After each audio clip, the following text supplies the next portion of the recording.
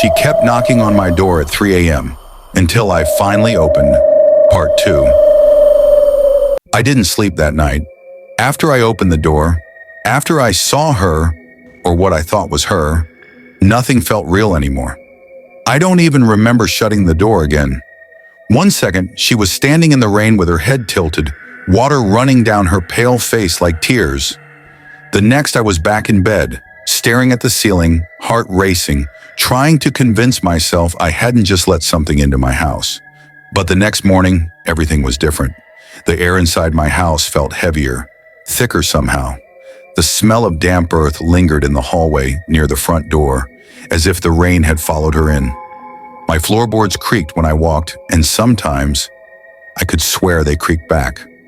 I told myself it was the wind, old wood, imagination, until I checked my security camera. At 3:04 a.m., the feed glitched. Static fuzzed across the screen for almost 30 seconds. Then the picture cleared just enough to show the front porch. And there I was, standing in the doorway, talking to no one. The space in front of me was empty, but I was nodding, smiling nervously, as if responding to something only I could see. And then I reached out. My hand moved into the air, into nothing, and something unseen seemed to pull me forward. That's when the camera cut out completely. I didn't remember that part. By evening, I'd convinced myself I was overreacting. Maybe the footage was corrupted. Maybe I had dreamed it all. Small towns do strange things to your mind when you live alone long enough. Still, when night fell, I left every light in the house on. By midnight, I had a bottle of whiskey open. By 2:30, I'd nearly convinced myself to go to bed. But when the clock hit 3 a.m., every light flickered out. All at once. The sound that followed wasn't a knock this time. It was a whisper, right by my ear. "You opened the door." I jumped up, heart hammering. The house was pitch black. My flashlight wouldn't turn on. My phone was dead. Even the digital clock on the microwave had gone dark. And somewhere in the living room, I could hear footsteps. Slow, bare, wet. "Step, step, step," I shouted. Told whoever it was to get the hell out. My voice cracked halfway through. The footsteps stopped, and then something shifted in the dark, like fabric brushing against the wall. The smell hit me again. Damp soil and sea salt.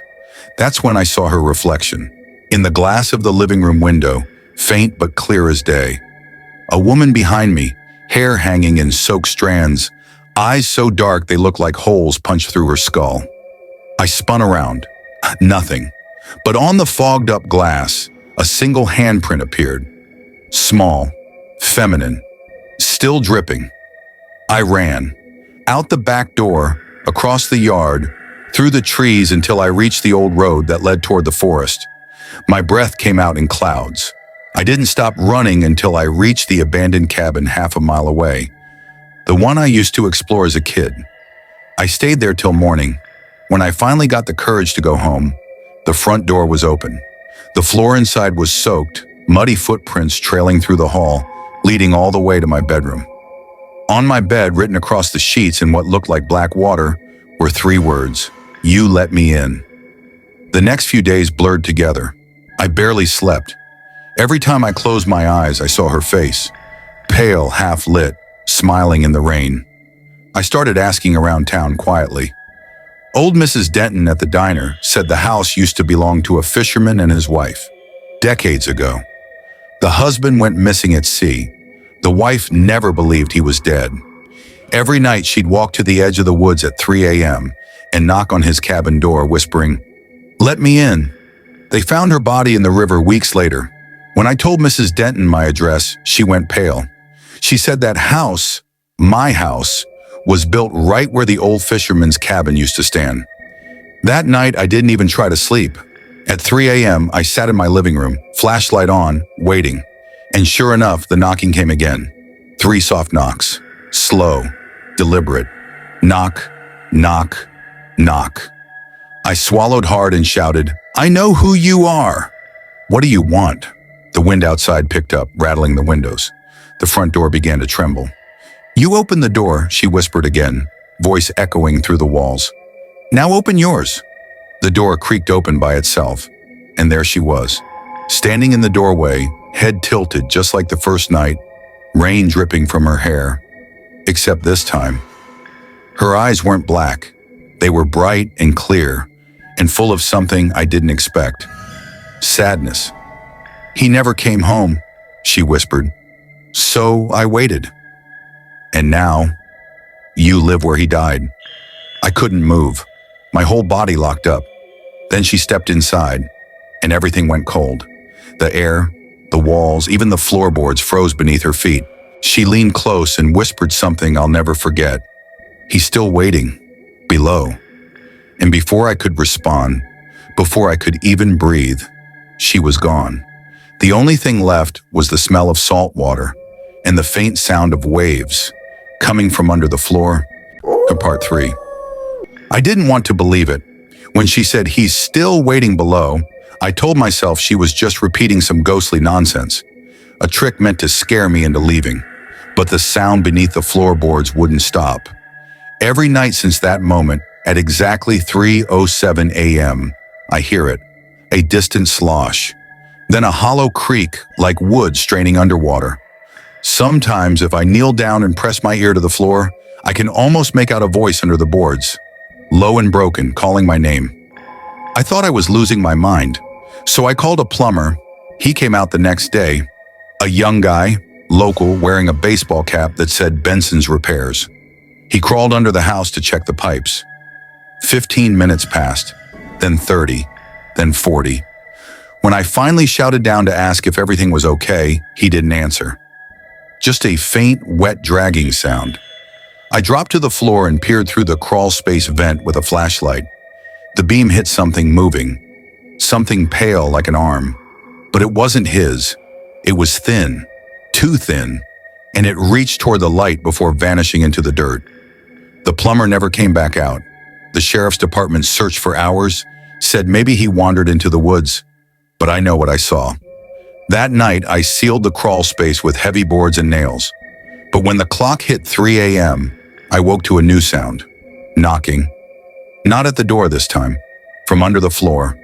Knock, knock, knock. 3 times. Slow. Wet. I didn't move. Didn't breathe. And then I heard it. The same whisper as before, muffled by layers of wood and soil. "You open the door. Now open the ground." The next morning I drove to the edge of town, straight to the Historical Society. I needed answers. The old man there, Mr. Crane, had lived here his whole life. When I told him my address, he stared for a long time before saying, "That land was cursed long before they built your house." He said the original fisherman, the one whose wife became the ghost, had drowned in the bay when his boat capsized, but his body was never recovered.